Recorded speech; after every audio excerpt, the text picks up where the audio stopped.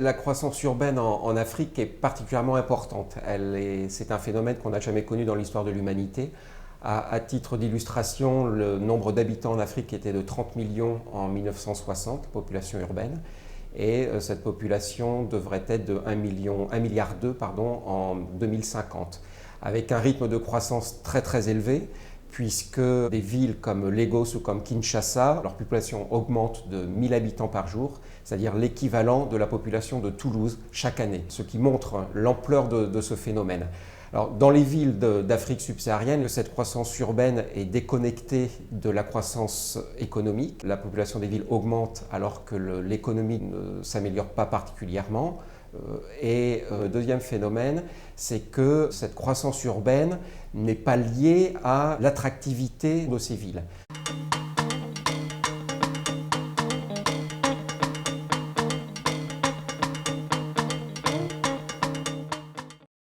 Dans le monde, c'est en Afrique que la croissance urbaine est la plus importante. On estime que d'ici à 2050, la population urbaine en Afrique, elle devrait être multipliée par 3 environ.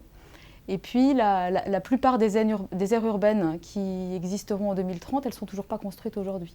Donc ça donne une idée de l'ampleur du phénomène.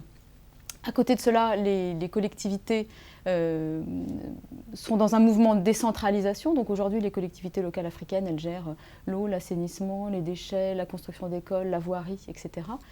Et ce que l'on constate, c'est que les équipements de base, en fait, ne sont pas suffisants. Donc il y a aujourd'hui déjà une insuffisance d'équipements structurants.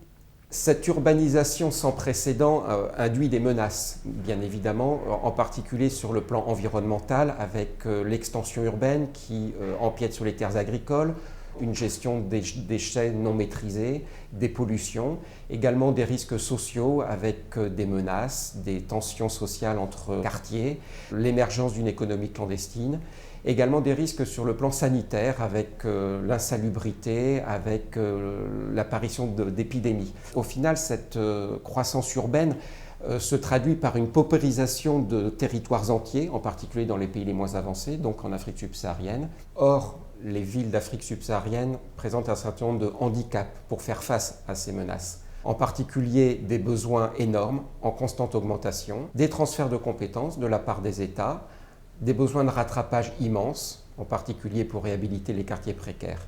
Et pour cela, ces villes disposent de moyens humains, techniques et financiers qui sont très faibles. Pour vous donner une idée, le budget d'une ville comme Paris s'élève à 3 620 € par habitant et par an, alors que celui d'une ville comme Kinshasa, capitale de la République démocratique du Congo, est de 30 € par habitant et par an, et celui d'une ville comme Cotonou est de 10 € par habitant et par an. Autre chiffre qui est très illustratif de ce besoin de financement des villes africaines, le budget de la ville de Ouagadougou, qui a 1,5 million d'habitants, représente que la moitié du budget de la ville de Rodez, qui a 25 000 habitants.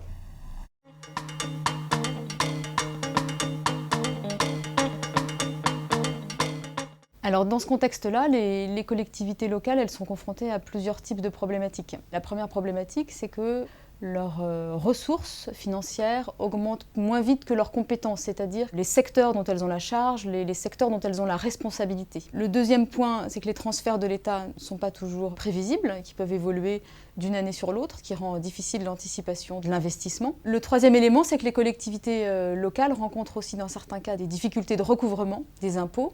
Et elles peuvent aussi ne pas avoir une connaissance parfaite de leur base, c'est-à-dire qu'elles ne savent pas suffisamment bien quelle est la population qui est susceptible de payer des impôts. Le quatrième élément, c'est que les villes africaines souffrent quand même d'un manque de compétences humaines et de moyens de gestion qui leur permettraient d'être plus efficaces.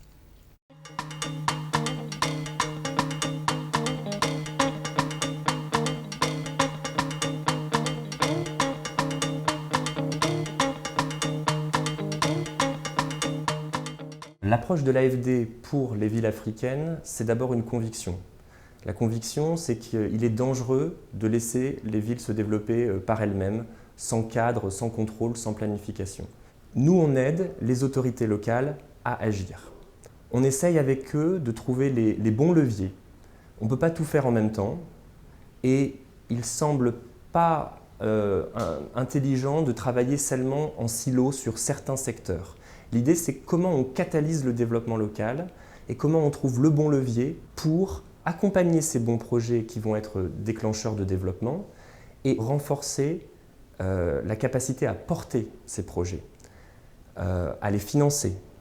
Si je prends l'exemple des marchés de Ouagadougou, on a contribué au financement du marché central de Ouagadougou et des marchés secondaires. On n'a pas seulement financé ces infrastructures, ces équipements.